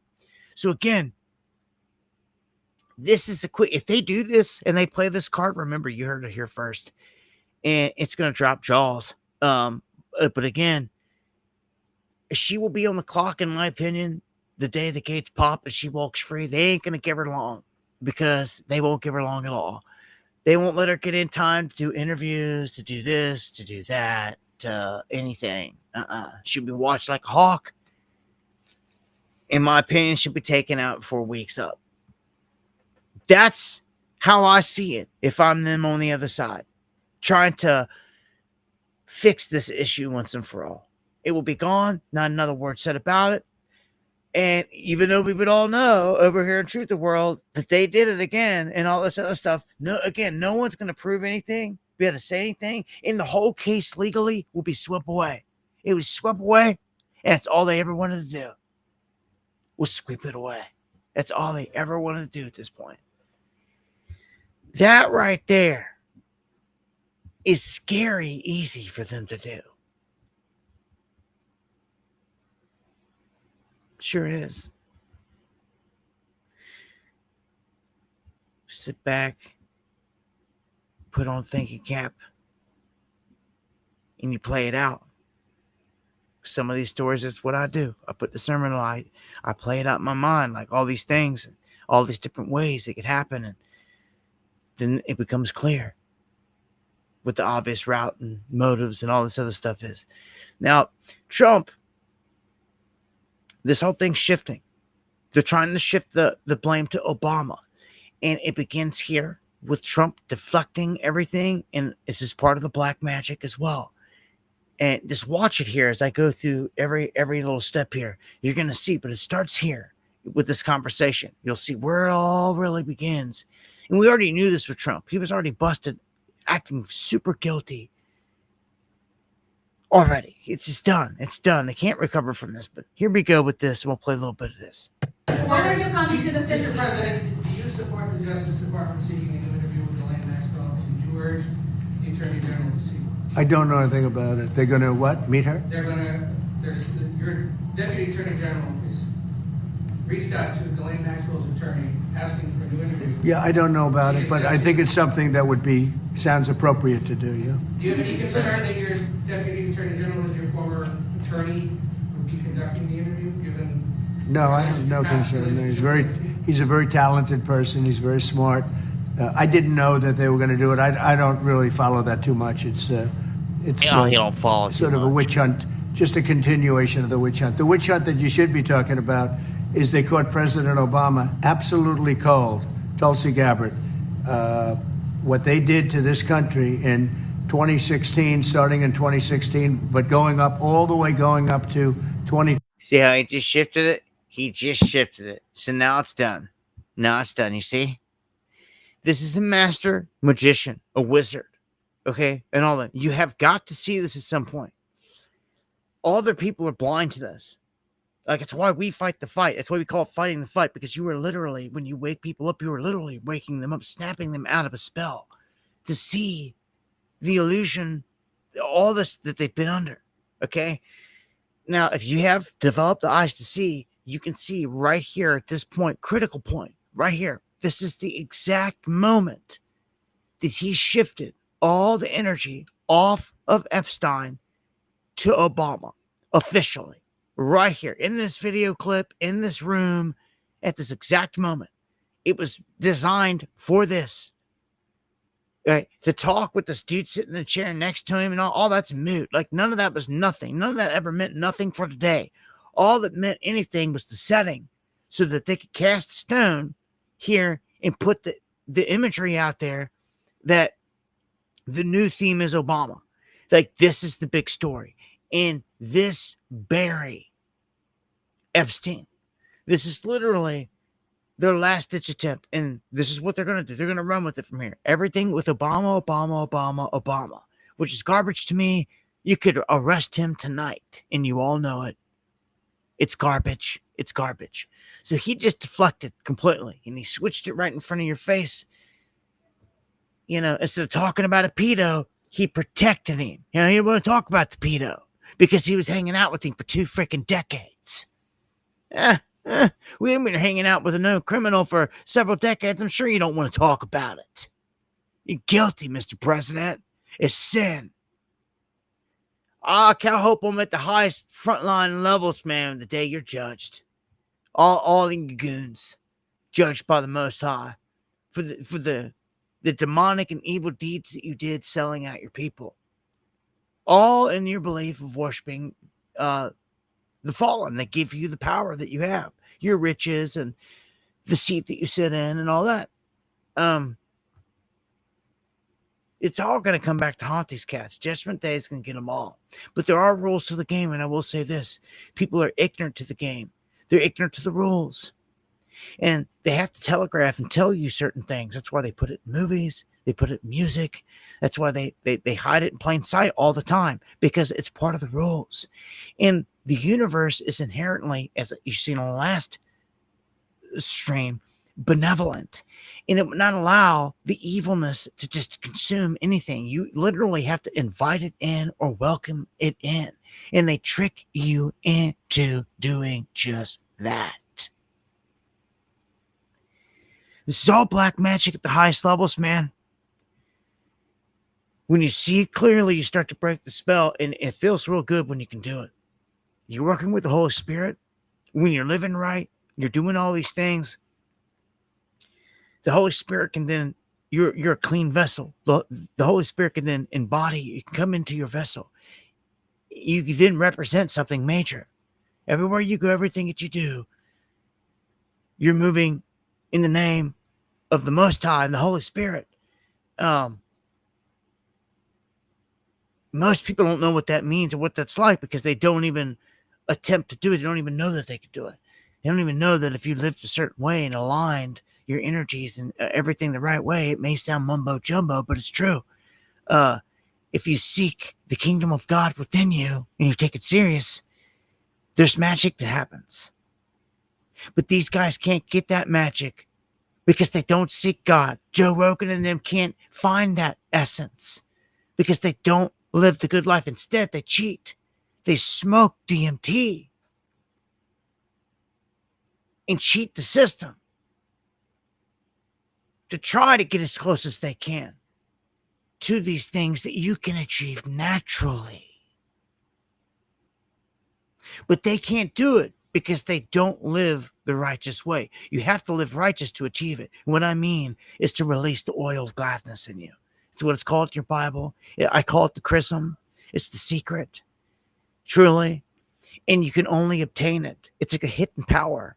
I'm telling you now. And I found it hidden in all of Jesus' parables. I found it hidden all throughout the Bible, all talking about the same thing, to seek the kingdom of God within you. And this is what they were talking about, that oil of gladness, to raise that chrism. And when you do, it amplifies you. If anybody cares.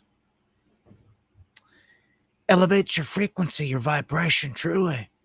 And anything on a higher plane will see this, will know this. You will stand out above other people simply because of it. Naturally, by design. And you've missed out on it your whole life. Knowledge is power. You could literally be walking around here with a higher power to yourself. I call it knowing. And you can amplify it. Why do you think monks do it? They don't go up in the mountain to sit there in silence for nothing. Because they understand. They found something. They found the power of within. The way out is in. And understanding all these things in this world. Jesus said this over and over. Jesus tried to show you, Yeshua, tried to show you, Yahuwah, the Godhead, the Most High. I'm telling you. You know, every time that I sneeze, my wife said it to me. She's like, she'd be like, you know, every time you sneeze, it's like you're saying Yeshua, like Yeshua, like you're saying it, like you can hear it. And like, of course, what's the words that you get behind it? Bless you. So it's a natural thing. You're saying the name and the reflex, just a natural reflex out of the body. That's amazing. There's power in all this. If you don't believe, then you don't believe. You're never going to get anything. And you don't have to be religious or any of that, but I'm going to tell you that hidden within all the religion is all these secrets. And it's scientific in nature, so you don't have to be religious or spiritual. If you're just a scientific individual out here, it's even atheist, you will end up coming to unless you're stupid, you will come to the conclusion, or unless you want to deny obvious things, energy never dies. Let's just start there. Okay, it changes form or shape, but it still stays energy. Okay, you are energy. Anyone, again, I hate to keep saying that you're stupid, but anyone with a brain has to ask, where does my energy go then when it leaves this vessel? Again, not spiritual, not religious, just scientifically. Where are you going? What are you doing? Do you care?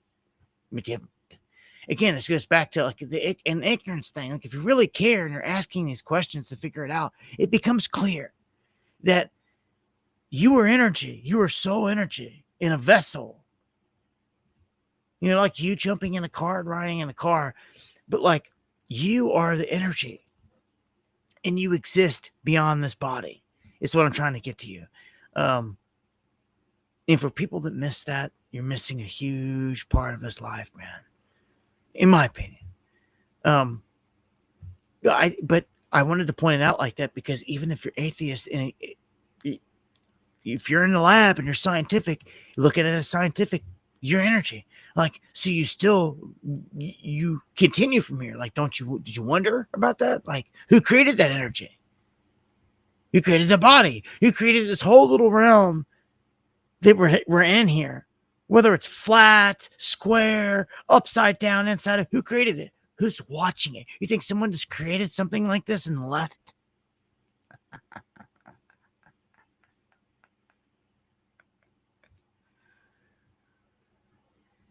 Watching as I speak. I try to impress. I try to put it into work because I could feel them. And to me, it's rather obvious at this point. That's just where I'm at.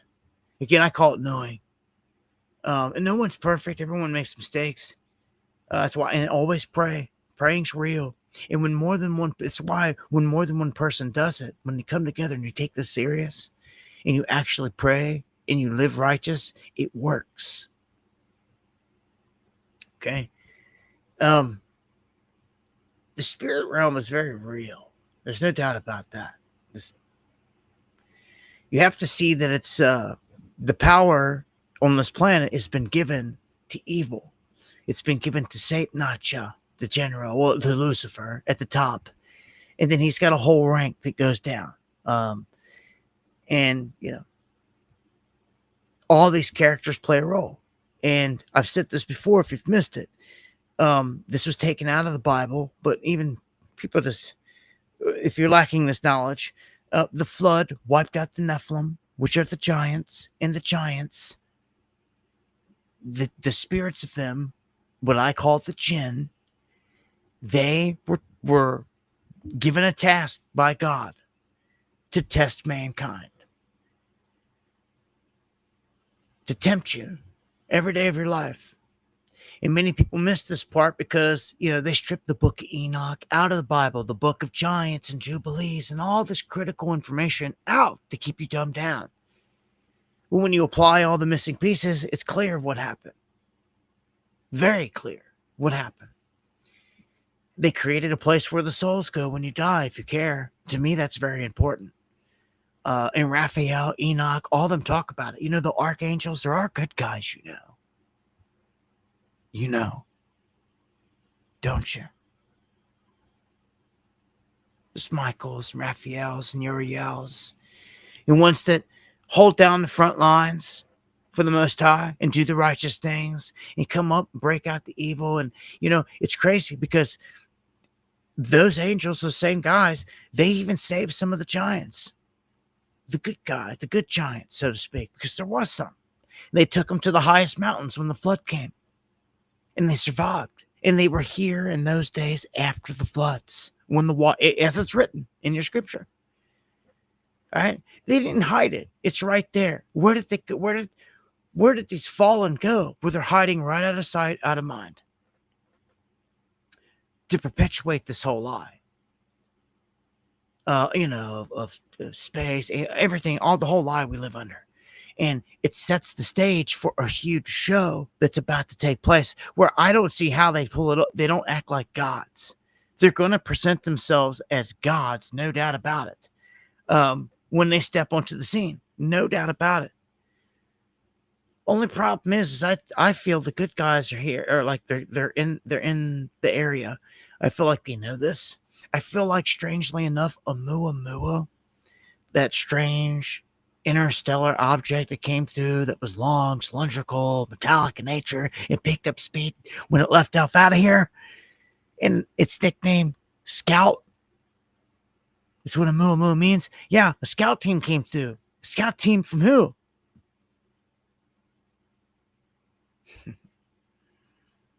Deep inside me. Can it be any more evil than what's locked here? I doubt it. Because to be out there free roaming throughout the cosmos and a benevolent cosmos, this level of evil apparently you can't go out there. We're locked in here, if you haven't noticed. And it's written with these things. What's crazy, man, is when these things came down, man, they got a hold of our women. And created a chaotic mess. Like, this world is so much more than what people even have time to know. Like, you should have every day, you should be able to go out and explore all these crazy places. But most of the places you need to go to find all these things are war-torn zones. And most people can't get out of the 9-to-5 slave job, cycle to even do it. You're poor, you don't have the money, you don't have the time, and you're just a slave then. That's all you equate to in this life. Anybody and everybody. Everybody work, pay their taxes, go buy stuff, pay more taxes. get your freedom stripped left and right. This place is bad, man. I'm just telling you, man. It's how I see it after 40-some years here on this rock. I don't see many righteous. I don't come across many righteous souls. The evil's amplifying. And I just feel like a whole nother level of stuff's about to happen, especially with all this stuff. I just feel like the next big 9/11 event is about to happen. Much love all you guys here tonight. I'm going to play this clip here of Tulsi talking about referring Obama for all this. I'm not going to spend too much on all this Obama crap because it all leads to the same place, a distraction. And I personally don't want to take away from the bigger story. Do you believe that any of this new information implicates former President Obama in criminal behavior? We have referred and will continue to refer all of these documents to the Department of Justice and the FBI to investigate the criminal implications of this. For even former President Obama? Correct. The evidence that we have found and that we have released directly point to President Obama leading of this intelligence assessment. There are multiple pieces of evidence and intelligence that confirm that fact. She's not good at this. Do you believe she's not? Her face is sometimes. I swear she looks good, dude. Anyhow, person. I think it's your favorite person. I've always questioned Chair Tulsi Jerome forever. She was World Economic Forum. We caught her, and then they took her off of. They took her off of the site and they tried to cover her, but it was too late.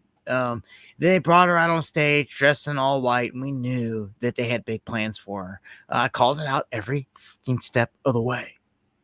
Every step of the way, I warned you about her, and we knew they were going to do. They were plotting something. She even debated Kamala. Why, of all people? Why? Why did you even do it? She smoked her. I'll give her that.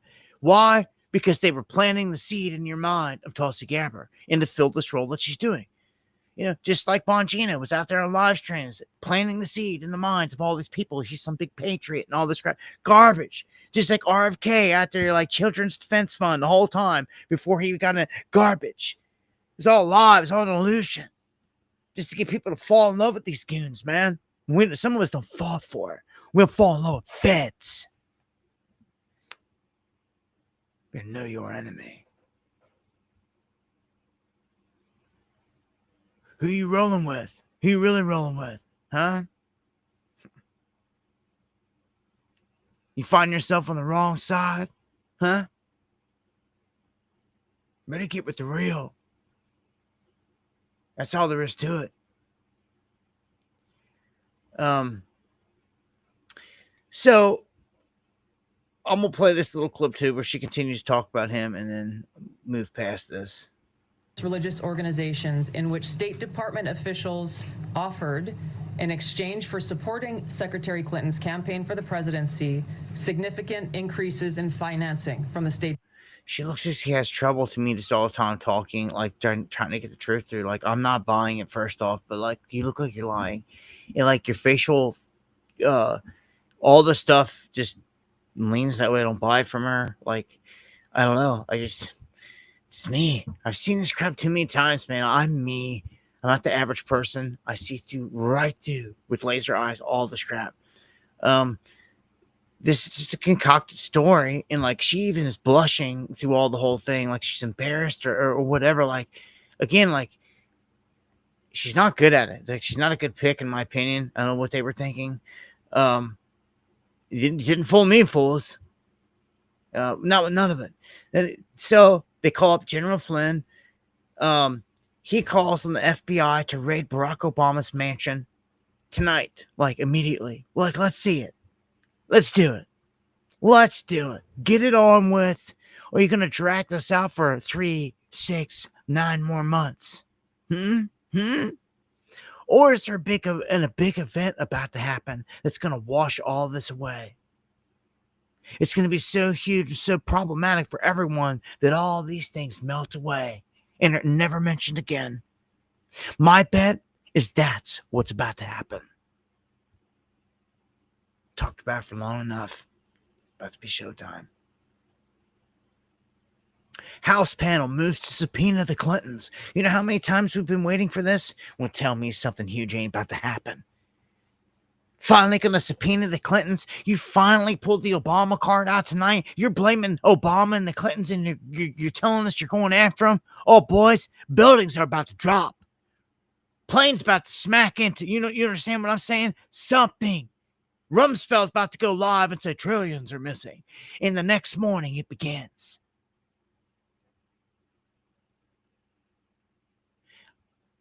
I'm telling you, with all my soul, it's about to happen. This is too much evidence. This is too much dirt right out in the open, man. In history. Because if this plays out, continues like this, then get them into court. Go arrest them.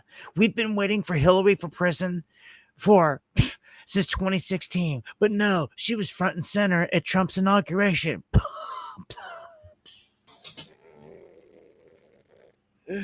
MAGA wants to keep on buying this crap, though. Hook, line, and sinker.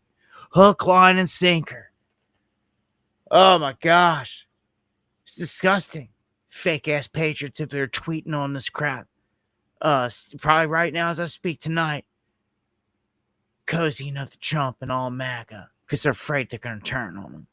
Protecting pedos. Some of you are ashamed. I ain't even started to call out these cats yet. It's been sitting on the back burner. It's like I don't even know I had the time or energy. I'm dealing with all this other crap. Like they deserve to be called out. I guess in the time and the place under the right light, it's gonna happen one night. Like it's just gonna fly. You can tell them by their fruits. You'll see it anyway. Just go over to somebody's channel right now. You think they're a real patriot, and if they're supporting Donald Trump whatsoever and not calling him out hardcore on this pedo stuff, they're a part of the club. They're a part of the team. They're not your friend. They're not a real patriot. They don't care about you. They just care about selling their products, living a cush life, and buddying up to the feds that keeps them out of prison and keeps them protected and all that. They'll keep you buffaloed over on social media thinking that there's some big patriot, though. MAGA, huh? Yeah, garbage. Pathetic. It's pathetic, man. Especially cats out here claim they're veterans and all this other stuff, and they're cozying up to Trump. When you've got cats that have died before you, they gave their life for this country. Like, here's the sad part. Inside your soul, you know who the enemy is. And you're cozying up to it. You know it. That's all I got to say. You know it. You know it. So when cats come out the shadows and karma comes around the block, because it always does, I think you'll know why. Some of these cats better off getting off that chump train ASAP. Because when this tide turns, it's going to turn hard. And on the other side of these events, man, like none of these officials, politicians, all they ain't gonna be nowhere to be found.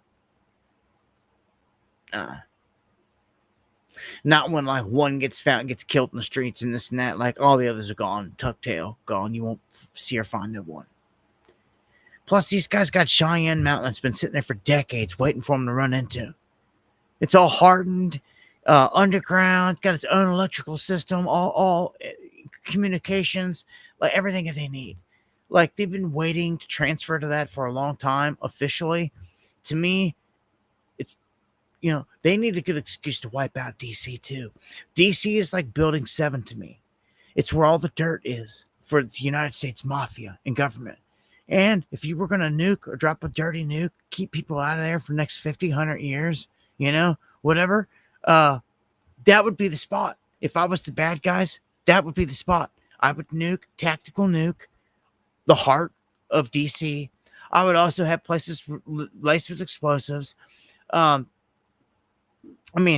got away with 9/11. And I would just have buildings drop and bombs pop. And it would clean up. It would neutralize all of DC. Like, it would clean it up, so to speak. It would get rid of all the evidence. No one's going to go touch it. No one's going to go near any of that.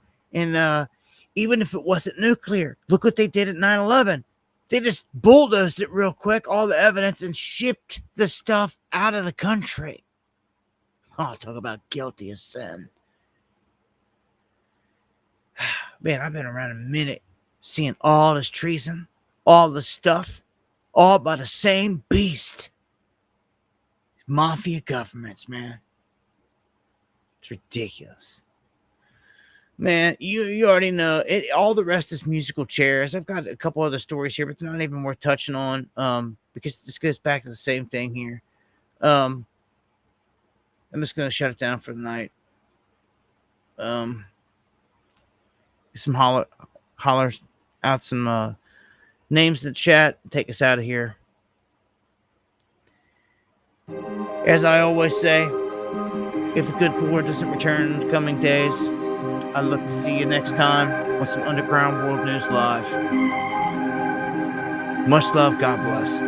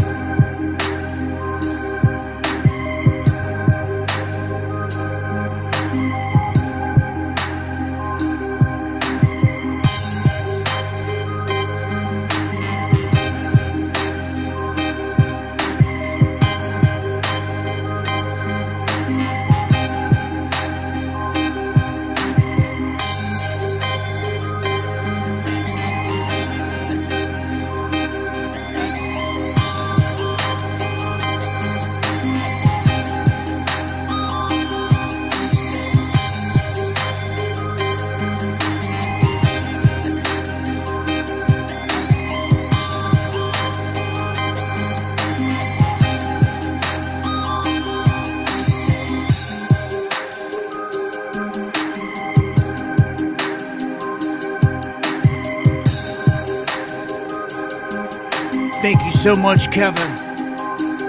So much. Much love. God bless.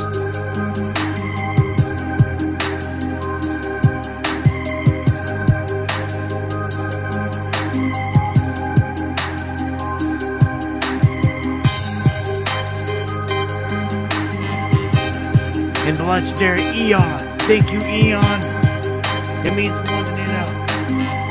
As I always say, man, you're always there no matter what. It's appreciated more than you know.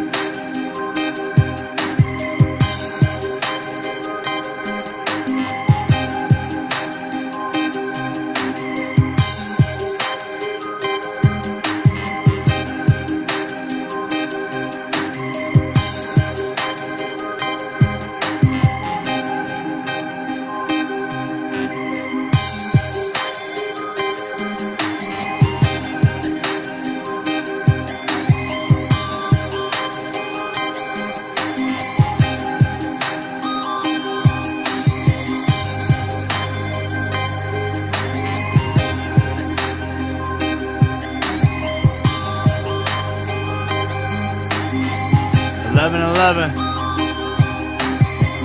Thank you, Deanne, so much. I appreciate it more than you know. More than you know. Much love. God bless y'all.